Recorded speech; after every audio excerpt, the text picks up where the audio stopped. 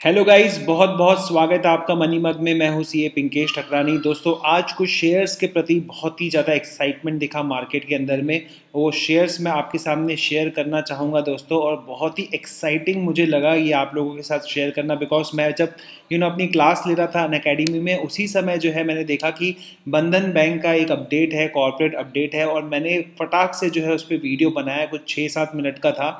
And जहाँ पर मैंने आप लोगों को बताया कि बंधन बैंक में डिपॉजिट ग्रो हुआ है 6% से। यस, लॉकडाउन के बावजूद भी डिपॉजिट ग्रो हुआ है। एंड देखिए दोस्तों, ये पूरा रिटेल से रिलेटेड मेरी एक वॉच लिस्ट है जिसको मैं अपने पास में रखता हूँ। एंड दोस्तों, आप ये टिकर टेप पर ले सकते हैं। एंड दोस्तों, आप यहाँ पे देख सकते हैं कि बंधन बैंक, ये बंधन बैंक दोस्तों यहाँ पर आपको दिख रहा है। यू कैन सी बंधन बैंक 10% अप हुआ है, 10%। और इशू प्राइस 375 को ये क्रॉस करते हुए 402 रुपये पर जो है आज पहुँच गया था।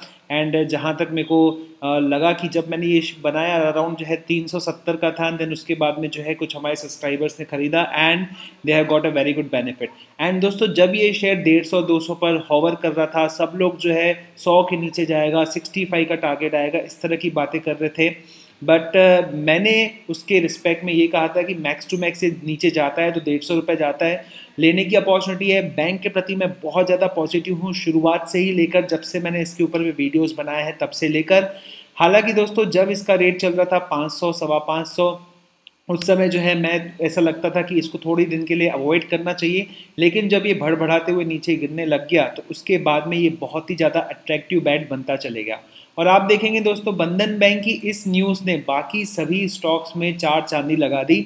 एंड दोस्तों, बंधन बैंक के बाद अगर कोई मेरे को माइक्रो फाइनेंस करने वाला बैंक अच्छा लगता है तो वो मेरे को अच्छा लगता है उज्जीवन स्मॉल फाइनेंस बैंक। आज एक सब्सक्राइबर ने पूछा भी था कमेंट करके कि sir, Ujjivan small finance bank का 20% क्यों अप हुआ। देखिए, मैं एक कमेंट दिखा सकता हूँ, अश्विन एस की ये कमेंट है, और इन्होंने कहा है कि उज्जीवन स्मॉल फाइनेंस बैंक 20% क्यों बढ़ा हुआ, is there any news and all that.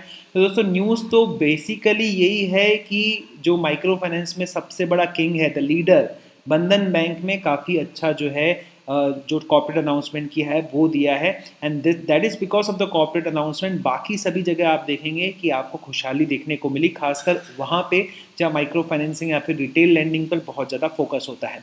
You see दोस्तों, बजाज फाइनेंस, एक समय में लोग चिल्लाते थे 1200 पहुँच जाएगा, 1200 पहुँच जाएगा। मैं हमेशा अपने सब्सक्राइबर्स को बोलता था कि 2000 से नीचे जब भी आता है एक इंस्टॉलमेंट ऐड कर दीजिए। आज देखिए दोस्तों, शेयर वो आ गया लगभग 3400 रुपये पर चले गया आज वो शेयर। क्या भैया, क्या कमाई करके दिए इन शेयर्स के। जिसके फंडामेंटल्स अच्छे हैं दोस्तों, वहाँ पर आपको हमेशा पैसा डालना चाहिए, घबराना बिल्कुल भी नहीं चाहिए। क्या रिकवरी हुई है दोस्तों इसके अंदर में, शानदार। आईडीएफसी फर्स्ट बैंक, यह बैंक क्यों गिरी है, इसके पीछे रीज़न क्या है दोस्तों। ये अपना पूरा बिजनेस जो है कॉर्पोरेट से जितना भी लोन पोर्टफोलियो उसको शिफ्ट कर रहे हैं रिटेल की तरफ। तो ये टाइम लगेगा स्विचिंग के अंदर में, तो इसलिए अभी तो मैंने इसको होल्ड पे रखा है। जनवरी 2021 में मैं इसके बारे में सोचूंगा for the long term perspective. लेकिन दोस्तों, यहाँ पर भी देखिए 4% का अप आपको देखने को मिला। मन्नापुरम में देखिए दोस्तों, यहाँ पर आपको यहाँ पे कुछ खास जो है बढ़ोतरी नहीं आने को मिली, तो यहाँ पे पॉसिबिलिटी है कि आए। यहाँ पर बस एक ही चीज़ कंसर्न की एक इनका कॉस्ट ऑफ फंड्स थोड़ा सा जो है बढ़ रहा है, तो यहाँ पे रिटर्न्स आने की एक्सपेक्टेशंस कम हो जाती है। एयू स्मॉल फाइनेंस बैंक ये 5% बढ़ा है, यहाँ पर अपर सर्किट है, तो यहाँ और उम्मीद लगाई जा सकती है। हालांकि दोस्तों, बाकी जगह पर हम लोग देखेंगे तो AU small finance bank basically vehicle financing का काम करता है, तो अभी भी उनके लिए रास्ता पूरा क्लियर नहीं है, पूरी सर्टेनिटी नहीं है।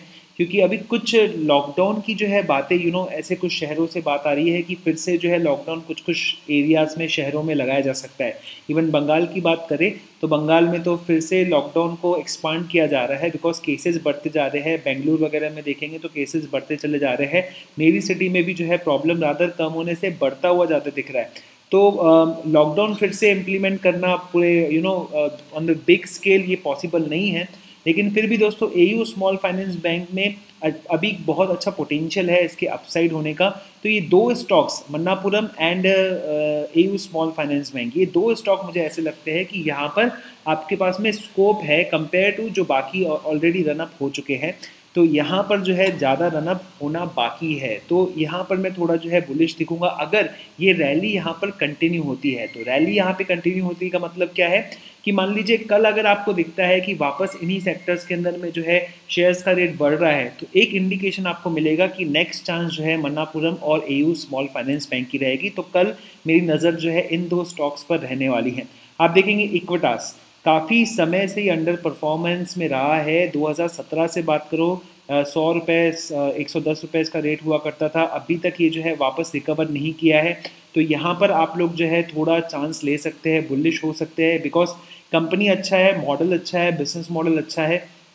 तो यहाँ पर आप देख सकते हैं चीज़ें। वैसे दोस्तों अभी मैं आपको टिकर टेप की एक और चीज़ बताता हूँ। वैसे ये हमारे वीडियो के स्पॉन्सर है तो मैं कई बार बोल चुका हूँ, बट जो चीज़ें हैं जिनका हम फ़ायदा उठा सकते हैं किसी भी वेबसाइट से हमको उठाना चाहिए। दोस्तों ये चीज़ आपने बहुत कम बार जो है देखी होगी। आप इनकी वेबसाइट पे जाएंगे तो लिंक अवेलेबल है डिस्क्रिप्शन के अंदर में। एंड यू सी गाइस अभी तक जो है ये ग्रीड जोन के अंदर हुआ करता था। एम मतलब मार्केट मूड इंडेक्स, ठीक है। हम VXI देखते हैं दोस्तों, तो इंडिया विक्स वगैरह देखते हैं, तो ये उसका जो है थोड़ा अपग्रेडेड वर्जन है। इसको मान लीजिए इसमें VXI है प्लस ऑप्शन चेन का डेटा वगैरह इंक्लूड करके ये लोग एक रेशो निकाल के देते हैं। और इनका कहना है 96% जो है सही निकलता है।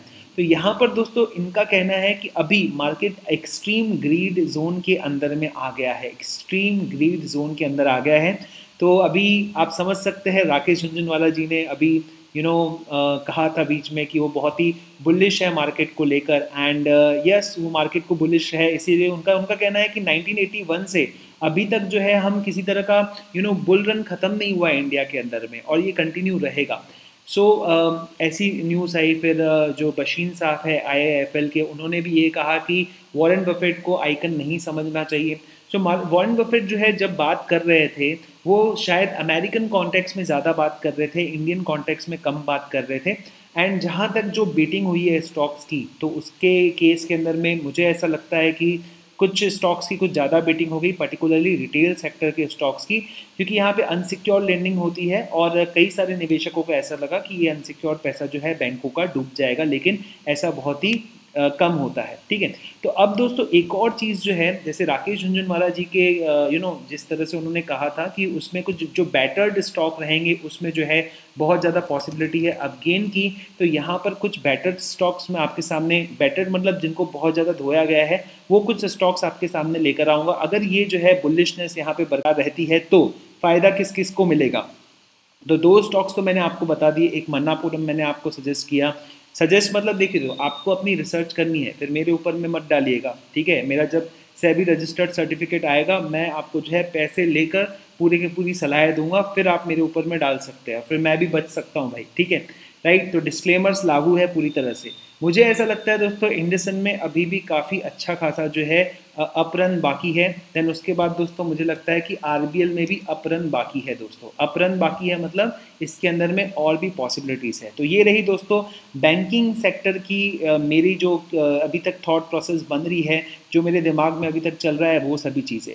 यस, जून क्वार्टर के जो रिजल्ट्स रहेंगे वो कैसे रहेंगे, ठीक है। कई लोगों का बोलना है कि जून में जो है ये नीचे आ जाएगा एंड ऑल दैट, ठीक है। तो जून की महीने की बात करें तो NPS की बात करें तो NPA ऑब्वियसली बढ़ने वाला है, मार्केट ने उसको फिगर कर लिया है। और दोस्तों यहाँ पर जो भी प्राइसेस मेरे को दिख रहे हैं, खासकर इंडसइंड बैंक के या फिर RBL के या फिर बाकी जितने भी मैंने आपको पूरी की पूरी लिस्ट दिखाई, तो उसके हिसाब से मुझे लगता है कि बहुत ज़्यादा इफेक्ट पड़ने वाला नहीं है अगर जून के जो क्वार्टर रिजल्ट्स आते भी है तो। और एक और मेरी जो है यहाँ पर थॉट प्रोसेस बन रही है, मैं आपके साथ में शेयर जरूर कर लूँ, वो ये कि देखिए दोस्तों जो लिक्विडिटी वाली इशू चल रही है, राकेश झुनझुनवाला ने तो उसको साफ साफ मना कर दिया। उन्होंने कहा कि बॉस लिक्विडिटी ड्रिवन नहीं है, मार्केट हमेशा संकेत देखता है और मार्केट बहुत ही कम बार रॉन्ग होता है और ये जब रॉन्ग होने वाली बात है वो बहुत ही रेयर होती है। तो उनके हिसाब से मार्केट यहाँ संकेत दे रहा है कि हर एक बियर मार्केट के बाद में एक बहुत बड़ा बुल रन चलता है, और खासकर ऐसे देशों के अंदर में जो प्रगतिशील है, जो विकासशील है, यानी कि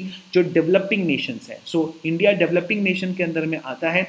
तो मेरे हिसाब से दोस्तों यहाँ पर आप लोगों ने थोड़ा एक जो है इन स्टॉक्स की तरफ आप ध्यान दीजिए, क्योंकि ये बीटन डाउन हो चुके हैं और कुछ स्टॉक्स जो मैंने आपको बताया तो वहाँ पर आप जो है कुछ चीज़ें देख सकते हैं। अब एक और चीज़ जो है दोस्तों मैं आपके सामने में रखना चाहूँगा, दैट इज़ अभी जो है डाउ जोन्स कैसा चल रहा है वो ज़रा देख लेते हैं एक बार। तो अभी ये डाउ जोन्स जो है आप देख सकते हैं दोस्तों, ये चल रहा है 0.64 जो है नेगेटिव चल रहा है दोस्तों। तो यहाँ पर आप देखेंगे सुबह भी आप देखेंगे तो सुबह आपने जितने भी एशियन मार्केट्स देखे होंगे, इंटरनेशनल मार्केट्स देखे होंगे, तो वहाँ पर आपको जो है एक प्रकार की गिरावट दिख रही थी।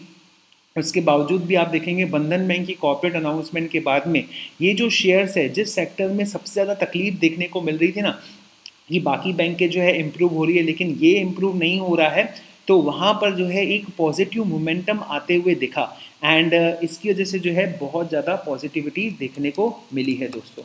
अब स्टॉक एज प्रीमियम में मैं चले जाता हूँ क्योंकि इसको भी मैं यूज़ करता हूँ और मुझे लगता है कि सभी जो मेरे सब्सक्राइबर्स हैं उनको पता होना चाहिए कि क्या क्या मैं यूज़ करता हूँ। तो स्टॉक एज वेब में आप चले जाएंगे तो वहाँ पर आपको FII DIA एक्टिविटीज़ वगैरह जो है, जो भी टॉप न्यूज़ है, जो भी चाहिए आपको मिल जाता है, यहाँ पर फ्री में मिल जाता है। तो FII DIA एक्टिविटी अगर हम देखेंगे आज की जो ये प्रोविजनल डेटा देते हैं, तो यहाँ पर FIIs ने बाइंग की है, आप देख सकते हो 829, ठीक है। और यहाँ पर DIIs ने सेल किया है 784 करोड़ का। और कल का आप डेटा अगर देखोगे दोस्तों तो उस समय दोनों बहुत ही कम क्वांटिटी के अंदर में बाइंग देखने को मिली थी, FIIs की एंड DIIs की। तो यहाँ पर FIIs एंटर कर रही है और जो काफ़ी लोग बियरिश लोग हैं, यानी कि वो देखो सबके आपको जो है ओपिनियन को रिस्पेक्ट करना चाहिए। हमारा कंट्री ऐसा है, डेमोक्रेसी हमारा ऐसा है कि हमको ये आदत डलवाई गई है कि सब लोगों के ओपिनियन को हमें रिस्पेक्ट करना चाहिए। सो जो बियर लोग हैं वो इंतज़ार कर रहे थे कि 6,000 आएगा, 6,500 आएगा, कुछ लोगों ने तो 4,000 का भी जो कहा था एंड ऑल दैट। और मैं देख रहा था बजाज फाइनेंस के रिस्पेक्ट में बोल रहे थे कि 1,200 वगैरह आएगा एंड ऑल दैट। तो ये सभी चीज़ें अभी आती हुई दिख नहीं रही है। यहाँ से नीचे जाता भी है तो कितना जाता है, क्योंकि देखिए दोस्तों एंटीसिपेशरी चीज़ें इसके अंदर में रहेगी।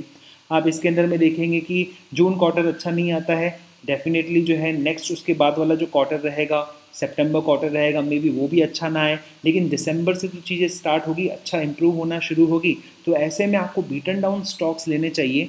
एंड आप देखिएगा दोस्तों यस बैंक का जो डिबैकल हुआ उसके बाद में शायद एक कोई बैंक अगर लाइन में लग सकती है तो लक्ष्मी विलास बैंक हो सकती है। देखिए हो सकती है, उसे बचाने की कोशिश करेंगे, कोई दूसरा खरीद लेगा, लेकिन उसके फंडामेंटल्स बहुत ही ख़राब है।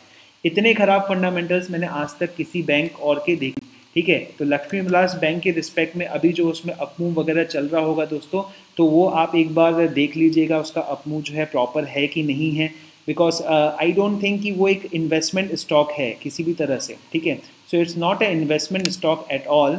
तो मैं आपको थोड़ा जो है दिखा देता हूँ कि किस तरह के फंडामेंटल्स वगैरह है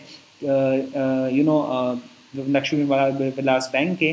तो ये दोस्तों आपके सामने मैंने आपके रख दिया है पूरी तरह से लक्ष्मी विलास बैंक को। और आप देख सकते हैं कि इनके ग्रॉस NPA बड़े ख़राब, देख सकते 23% ग्रॉस NPA, नेट NPA देखिए दोस्तों 10% के करीब करीब। उसके बाद में आप देख सकते हैं 69% का प्रोविजन कवरेज रेशो है। आप IDBI बैंक देखेंगे, सरकारी बैंक होने के बावजूद भी आप देखेंगे कि वहाँ पर अराउंड 93%, सबसे ज़्यादा इंडस्ट्री में हाईएस्ट प्रोविजन कवरेज रेशो है। यहाँ पर देखिए इतने बड़े NPAs होने के बाद भी प्रोविजन कवरेज रेशो बहुत ही ख़राब है। और ये क्यों कर रहे हैं, ताकि थोड़ी बहुत तो कैपिटल यहाँ पर है वो दिखे। अब ये पूरी तरह से गेम ओवर हो चुका है, ठीक है। यहाँ पर जो है फंड डालने के रिस्पेक्ट में जो है किसी टाइप का हो रहा है कि भाई फंड आएगा, फंड की वजह से जो है लक्ष्मी विलास बैंक में जो है जो अपमूव आपको दिख रहा है। लेकिन दोस्तों आप स्पेकुलेट कर रहे हैं तो ठीक है, ठीक है।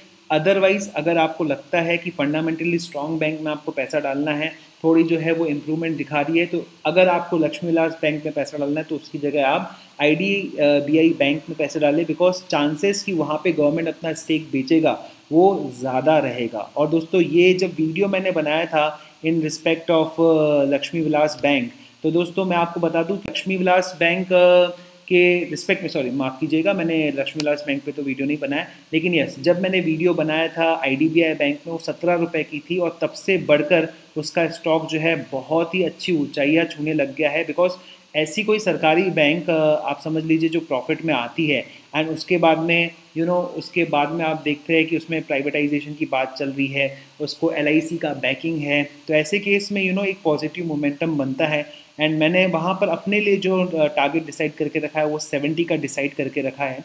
तो मुझे ऐसा लगता है दोस्तों कि वो 70 अचीव करेगा, इवन उससे ऊपर भी जा सकता है। तो इन केस अगर आप आईडीबीआई बैंक में इंटरेस्टेड है और अगर आप देख रहे हैं कि लक्ष्मी विलास बैंक को आप ले सकते हैं, रिस्क खेल सकते हैं, तो उससे अच्छी रिस्क आपको आईडीबीआई बैंक के अंदर में खेलनी चाहिए, मुझे ऐसा पर्सनली लगता है दोस्तों। तो आज मैं आईडीबीआई बैंक को देख लेता हूँ। तो आईडीबीआई बैंक में यहाँ पे प्रॉफिट बुकिंग हो रही है, ठीक है। यहाँ पे अराउंड 5% जो है ये शेयर नीचे आया है। तो ये आपको एक मौका मिल सकता है कि अभी तक जो है बुल रन चल रहा था और अचानक से यहाँ पर जो है नीचे गिरा। तो 1-2 दिन के बाद आप इसको देखिए क्या हो रहा है इसके अंदर में। और साथ ही साथ अभी हम लोग जो है लक्ष्मी विलास बैंक भी देख लेते हैं। और देखो पर्सनली मैं अपने पोर्टफोलियो में लक्ष्मी विलास बैंक को नहीं रख रहा हूँ, बस इसको देख रहा हूँ, मैं थोड़ी कहानियाँ देखने में विश्वास करता हूँ। तो यहाँ पे 2% का अप मूव देखने को मिल रहा है। Okay guys, so this is my overall जो मेरा जजमेंट यहाँ पे बन रहा है, ठीक है। अगर दोस्तों आपको दोनों ही नहीं पड़ती है तो कोई दिक्कत नहीं है, ना लक्ष्मी विलास में डालिए पैसा, ना आईडीबीआई में डालिए। बाकी जो मैंने ऑप्शंस आपको बताया उसको कंसीडर कर लीजिए, जो शुरुआत में मैंने आपको बताए थे। बेटर डाउन स्टॉक्स बोल दीजिए, या फिर जो है कुछ और 2-3 जो स्टॉक्स मैंने बताए थे, जैसे मन्नापुरम हो गया, या फिर मैंने आपको बताया था यानी कि जो एयू स्मॉल फाइनेंस बैंक बताया था, बिकॉज उसमें अभी भी अपरन बाकी है। कोई अच्छी न्यूज़ आती है, अच्छा माहौल बनता है, तो अपरन होने की पूरी पूरी संभावना है, राइट। और कई लोगों ने जो है एचडीएफसी बैंक में पैसा डाल के रखा था, वो काफ़ी अच्छा जो है उन्होंने रिटर्न अभी तक पा लिया है। तो अभी उसमें जो है पैसा डाल के, कोटक महिंद्रा बैंक में पैसा डाल के, बिकॉज ऑलरेडी उसमें जो है मूव आ चुके हैं, तो जो पॉसिबिलिटी थी इन्हीं बैंक्स के अंदर में थी। और आगे आप चल के देखेंगे दोस्तों कि यहाँ पर जो है थोड़ा और मोमेंटम आपको आते हुए दिखेगा। तो विद दिस गाइस मैं इस वीडियो को एंड करता हूँ। काफ़ी समय तक मैंने आपका टाइम लिया, thank you for being into the video. अगर आप इतनी समय तक वीडियो देख रहे हैं तो इसको लाइक ज़रूर कर दीजिएगा, फ्रेंड्स के साथ में शेयर ज़रूर कर दीजिएगा, और साथ ही साथ जो है बेल आइकन दबा दीजिएगा। वो आप बेल आइकन नहीं दबाते, आपको नोटिफिकेशन आता नहीं है। इसी तरह के और वीडियोस में लाता रहूँगा दोस्तों। आप नीचे कमेंट करके बताइए किस तरह की चीज़ें जो है आपको पसंद है। साथ ही साथ मेंबरशिप के रिस्पेक्ट में जो है यूट्यूब ने मुझे मैसेज भेजा था कि हम जो है मेंबरशिप स्टार्ट कर सकते हैं, तो मुझे आपके सजेशन चाहिए कि वो स्टार्ट करना चाहिए कि नहीं करना चाहिए, एंड उसमें किस तरह की और सिस्टम्स होनी चाहिए एंड ऑल दैट। आपकी हर कंस्ट्रक्टिव कमेंट का मैं रिप्लाई करूँगा खुद अपने हाथों से। Okay, so bye bye guys, thank you so much.